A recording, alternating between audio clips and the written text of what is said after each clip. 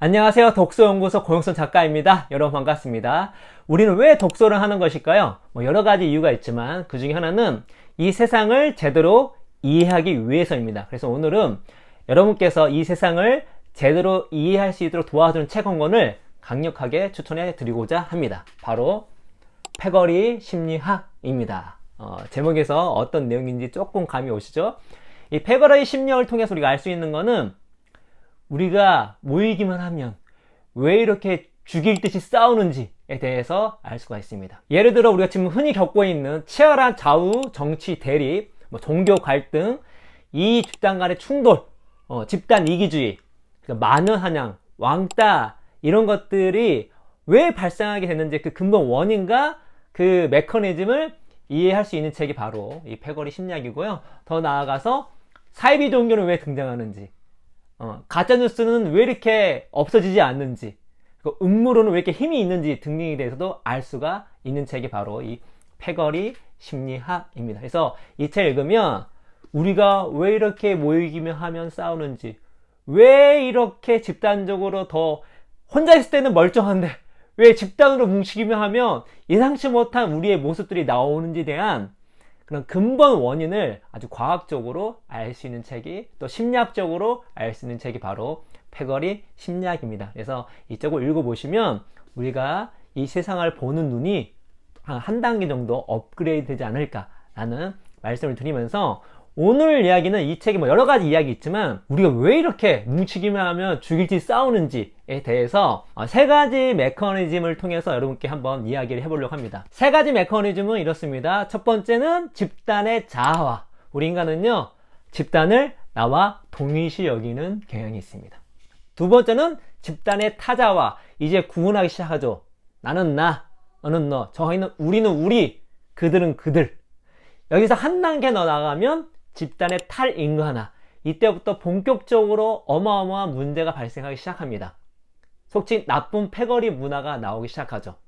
상대방을 타자 정도 하면 인간으로 인정해 주는 거예요. 근데 탈인간화까지 가게 되면 상대방을 인간으로 보지 않는 거죠.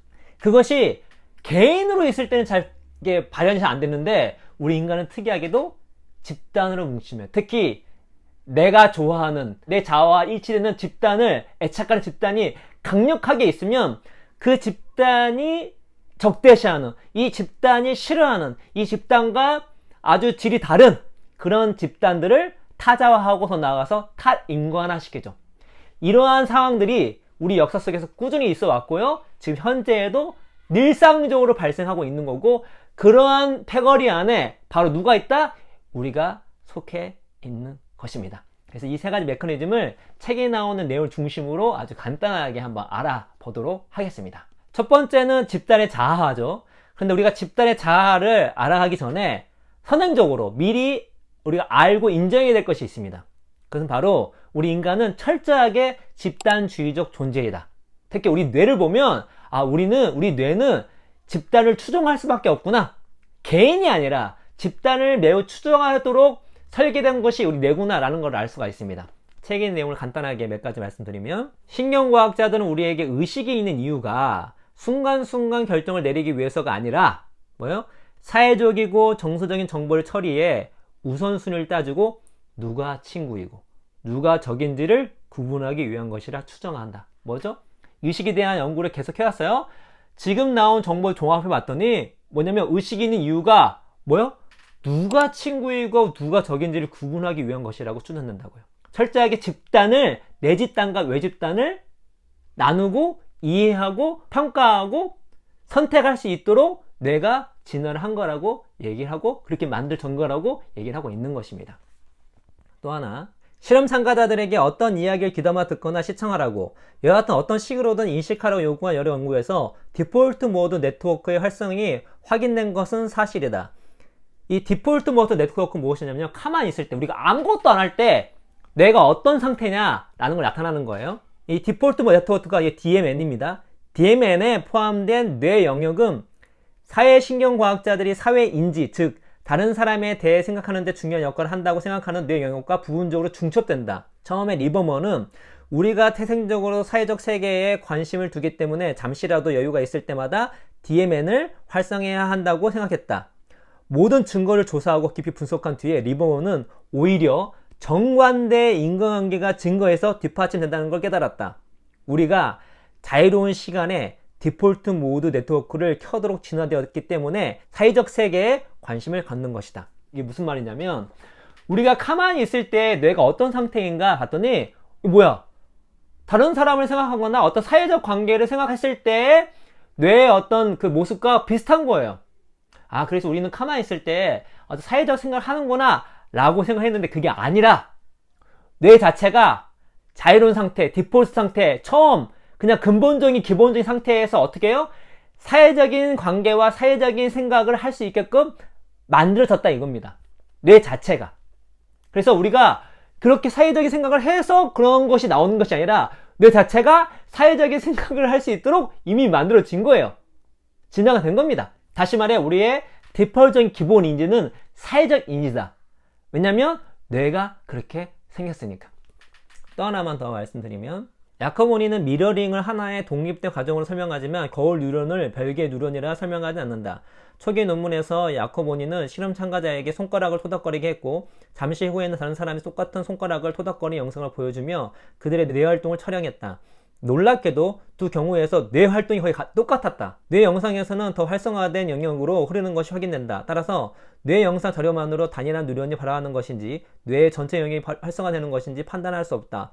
이런 결과는 미러링, 즉 무언가를 우리가 직접 경험하든 사회적 타자가 경험하든 간에 우리 뇌는 유사하게 반응한다는 견해를 반영하며 이런 견해를 확인해주는 수백 건의 논문이 지금까지 발표되었다. 따라서 미러링이 인간의 사회성을 생물학적으로 뒷받침하는 근거한 주장은 타당한 듯하다. 미러링, 원숭이에게 발견된 거울 뉴런은 우리 인간에게는 아직 발견되지 않았습니다. 있는 것처럼 보였지만 알고 봤더니 특정 뉴런이 있는 것이 아니라 그냥 뇌 전체가 뭐죠? 다른 사람과 호흡하고 연합하고 같이 동조화 될 수 있게 만들어졌다는 거죠. 다시 말해 우리가 실제로 뭐를 했을 때 하는 뇌의 어떤 그 흐름과 타자가 다른 사람이 하는 행동을 똑같은 행동을 봤을 때랑 차이가 없다는 거죠. 그것은 뭐요? 인간의 사회성을 생물학적으로 뒷받침하는 근거라는 주장은 타당하다.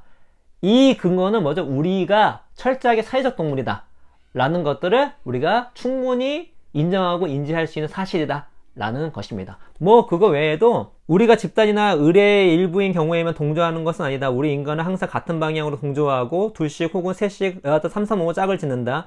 인간은 얼굴을 마주보고 고려할 때 상대의 태도와 표정을 모방하는 경향을 띠며 비슷한 감정을 느끼고 함께 걸을 때는 보조를 맞추며 습관과 어법과 심지어 시선까지 서로 닮아간다. 누군가와 동조하면 그 사람과의 유대가 깊어지는 듯 하다. 우리가 우리 자세와 몸짓 등을 흉내내면 우리는 그를 더 좋아할 것 같고 서로 마음이 맞다는 기분까지 느껴진다. 우리는 같이 함께 있으면 서로 모방을 하게 돼서 얼투나 말투나 심지어 뇌 흐름까지 비슷해진다. 그걸 종합 봤을 때 뭐냐? 우리는 철저하게 집단주의적 존재이다.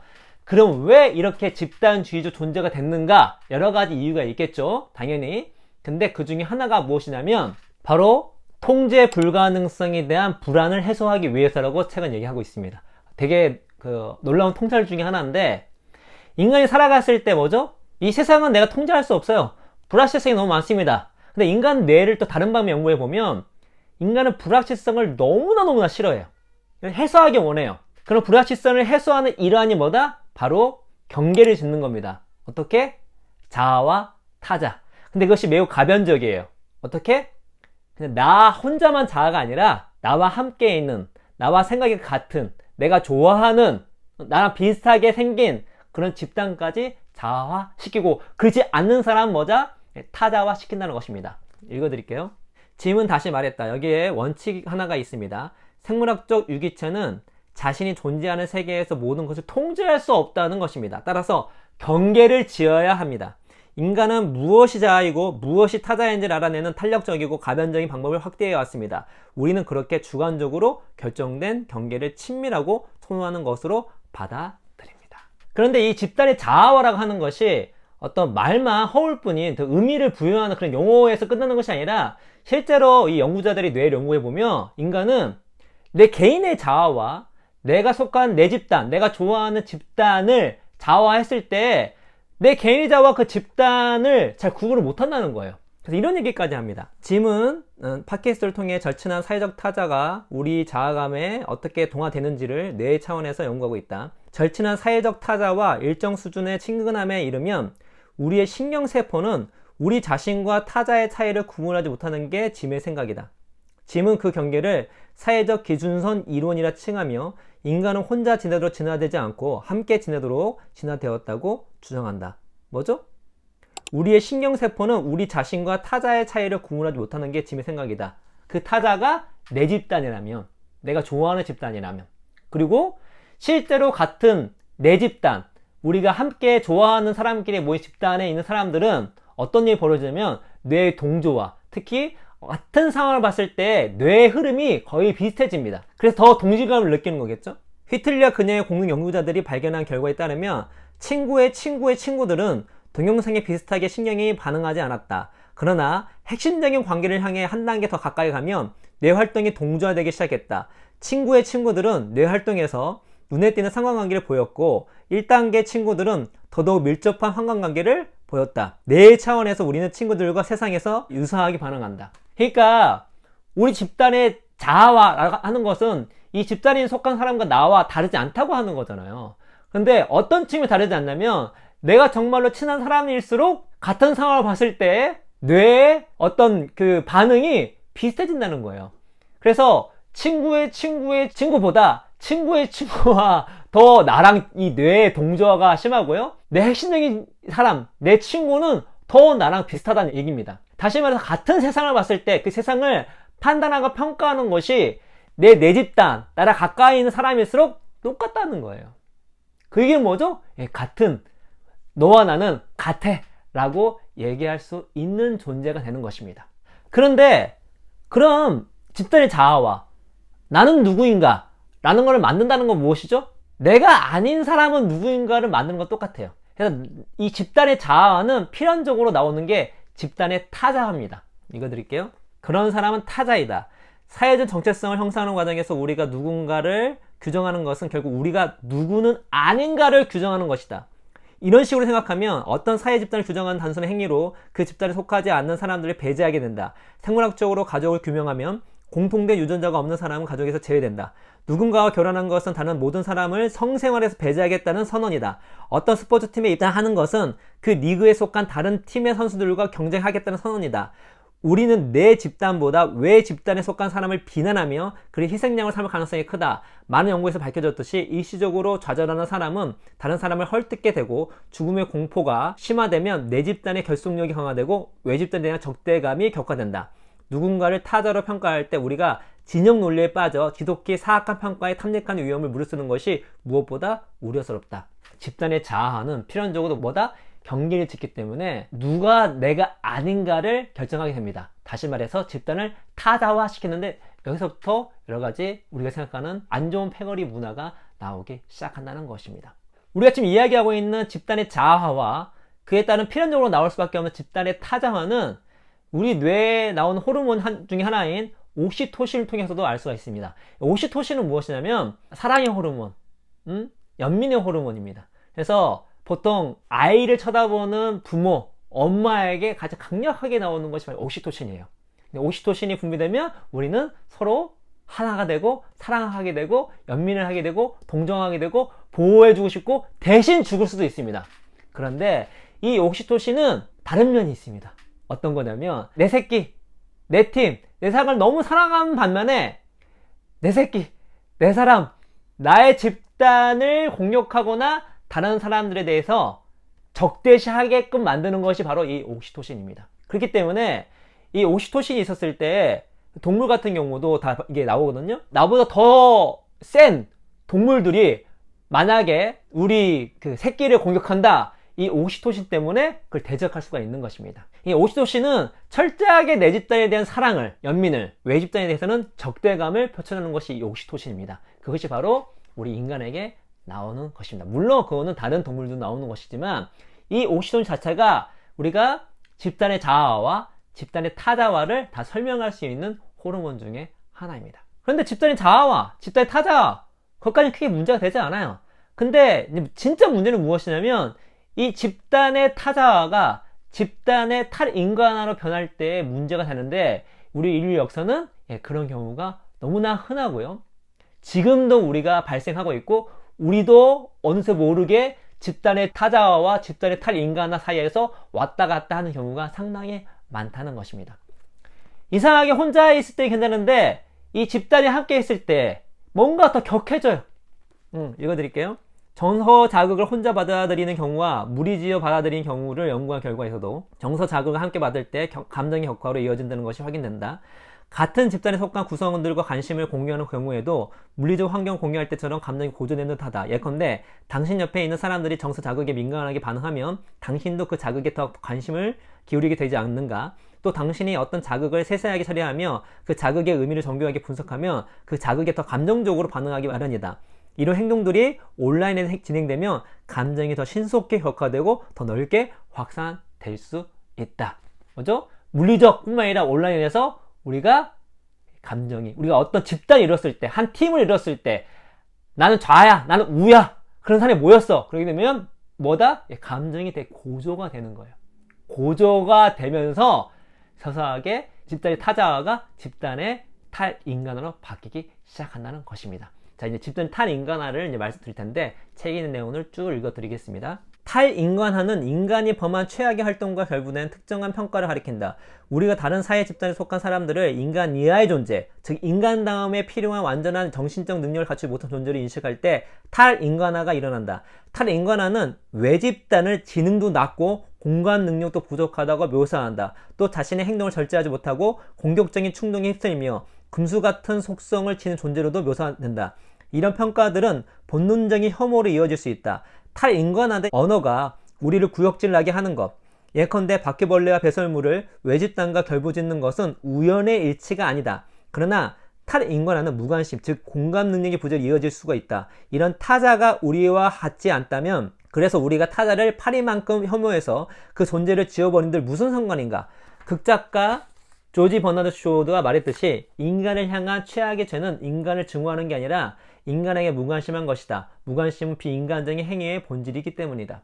혹시 여러분은 인터넷 댓글로 혹은 마음속으로 나와 다른 종교, 나와 다른 정치 이념, 혹은 내 생각과 다른 부류의 그런 사람들, 혹은 인종이 다른 사람, 그런 사람들을 향해서 이런 탈인간화 같은 언어적 표현이나 마음을 가진 적이 없으십니까? 잘 생각해 보세요. 여기 나온 게 다른 사람 이야기가 아닙니다. 바로 우리들 이야기입니다. 그래서 이 책은 이런 것들을 인지를 하고 이런 걸 극복하자. 이 책 뒷부분 나오면 이런 것들을 어떻게 극복해야 되는지가 나옵니다. 그래서 우리가 좀 더 우리 인간의 종으로서 더 잘 살자! 라는 책이 바로 이 책입니다. 자, 인류의 역사에서 결코 용납할 수 없는 순간들을 산사치 뒤집으면 사회 집단 전체를 설치류나 벌레, 질병 혹은 악취를 풍기는 피조물이나 쓰레기에 비유하는 언어, 즉 탈인간화된 언어가 발견된다. 한 스페인계 식민지 개척자는 파리도 거의 눈에 띄지 않았지만 무장한 원주민도 거의 보이지 않았다라고 말했다. 또 호주로 강제 이주한 영국인 범죄자는 3세만큼이나 많은 태즈메이니아 원주민을 쏘아 죽였다. 나치 독일은 600만 이상을 대량 학살했지만 그들은 살 가치가 없는 생명이기 때문에 죽인 것이라며 그런 학살을 정당화했다. 루안다에서는 50에서 100만의 투치족을 살상한 대량 종족 학살이 있기 전에 투치족은 솎아내야 할 나무에 비교되었다. 또 우리가 과거 일제시대 때 우리가 경험했던 것들이기도 하는 거죠. 우리가 지금 쓴 용어 중에 충, 벌레라는 뜻이죠. 얼마나 다른 집단들에게 충이라는 단어를 편향했습니까? 그런 모습이 무엇이냐면 우리가 벌써 집단을 타자화시키는 걸 넘어서 집단을 탈인간화시키는 그 과정 속에 있는 것이라고 우리가 판단할 수가 있는 것입니다. 그런데 이런 과정 속에 있으면 사람들은 어떻게 되냐면 더 잔인해져요. 왜? 인간이 아니잖아. 인간이 아니야. 너는 인간이 아니라 규정해놨어. 그건 너에 대해서 내가 뭔 얘기를 하든 난 정당화가 생기는 거야. 합리화되는 거예요. 넌 인간이 아닌데. 더 나아가서 너에게 좀 더 잔인하게 몰아붙일 수가 있는데, 심지어 인터넷은 뭐죠? 익명성이 있잖아요. 익명성이 있어서 더더욱 강하게 마녀사냥할 수가 있는 것이잖아요. 그런 것들이 우리 모습 속에 있다는 것입니다. 그런 것들에 대해서 낱낱이 얘기해주고 있는 책이 바로 이 책입니다. 그래서 보시면 사회적 결석을 유도하는 미묘한 메커니즘이 탈인간을 부추길 수 있다. 한 연구에 따르면 실험자의 움직임에 맞추라는 요구를 받은 참가자들이 그렇지 않은 참가자들보다 벌레를 때려잡으라는 지시를 받으면 더 효율적으로 해냈다. 다른 참가자의 박자에 맞추어 플라스틱 컵을 움직이라는 요구를 받은 참가자들이 그렇지 않은 참가자들보다 누군가를 세게 때리는 지시를 더 효과적으로 따랐다. 어떤 거냐면 우리가 어떤 집단에 속해서 그 집단의 이론을 따르거나 그 집단을 동조하거나 또 그 집단 안에 뭔가 리더 그룹이 있잖아요. 그런 사람들에게 어느 정도 우리가 행동이나 마음이나 이런 것들을 순종하거나 협조하거나 했다면 우리는 다른 어떤 특정 타자나 특정 어떤 폭력적인 행사를 했을 때 더 지배하고 효율적으로 한다는 것입니다. 다시 말해 우리가 어떤 집단에 속했는데 그 집단이 타에 대해서 그걸 탈인간화한 용어를 막 쓰기 시작해요. 그리고 거기서 내가 추종하는 사람들이 그거를 주도를 하고 있어요. 그걸 내 마음속으로 순응을 해 라고 한다면 나는 뭐다? 내가 그 탈인간화하고 있는 사람들에 대해서 더 잔인해질 수 있다는 거예요. 더 악플을 할 수 있다는 거죠. 더 심한 말을 할 수 있다는 거죠. 그래도 내가 이상하지가 않아. 내 마음이 이상하지 않아. 그리고 더 효율적으로 해요. 너만 이제 정말 죽여버리겠다. 정말 네가 고통의 어떤 나락으로 빠지게 만들어버리겠다 하는 걸 더 효율적으로 합니다. 이것이 바로 우리가 갖고 있는 나쁜 패거리 습성, 집단의 탈인간화라는 것이죠. 그래서 여기서는 여러 가지 방안들이 나오는데, 해결할 방안들이 나오는데, 먼저 이거를 이해하는 것만으로도 우리가 이런 것들을 좀 해결할 수가 있어요. 그 중에 하나가, 여러분들 살아가다 보시면 나도 사회적으로 배척당하거나 이런 표현을 들은 적이 있을 거예요. 실제로 사람들이 내가 과거에 사회적으로 배척을 당했거나 아니면 타자화 혹은 탈인간화를 요만큼이나마 경험했던 사실을 떠올리게 되면 다른 사람에 대해서 그렇게 타자와 탈인간화를 할 확률이 떨어집니다. 많은 연구에 나오는 거예요. 그래서 내가 그런 것들 당했다는 걸 다시 한번 상기해 본다면 당연히 우리는 인간은 기본적인 사람이라면 다른 사람을 더 이렇게 강하고 박하게 대하지 않는 것이죠. 그런데 우리가 인터넷에서 활동할 때 요즘에 뭐죠? 정말 내가 좋아하는 집단에서 활동을 하잖아요. 그렇게 되면 내 집단은 더 강화되겠지만 그 강화된 만큼이나 뭐다? 다른 사람, 다른 집단을 이해하지 못하거나 다른 집단을 타자와 더 나아가 탈인간화를 만들 확률이 높다는 것을 우리가 염두에 둘 필요가 있다는 생각이 듭니다. 오늘 얘기가 되게 길었는데 저는 매우 중요한 이슈라는 생각이 들어요. 이 세상을 이해할 뿐만 아니라 내 자신이 이 인터넷에서 또 여러 가지 집단적 활동을 했을 때 여러분께서 이 패거리 심리학 꼭 읽어보셔서 이 세상을 깊게 이해하는 것 뿐만 아니라 정말 안 좋은 패거리 문화에 여러분께서 휩쓸리지 않고 오히려 이 나쁜 패거리 문화를 없애는데 우리 구독자 여러분들은 더 앞장설 수 있는 우리 여러분이 되기를 바라면서 오늘 이야기는 이것으로 마치도록 하겠습니다. 여러분 감사합니다.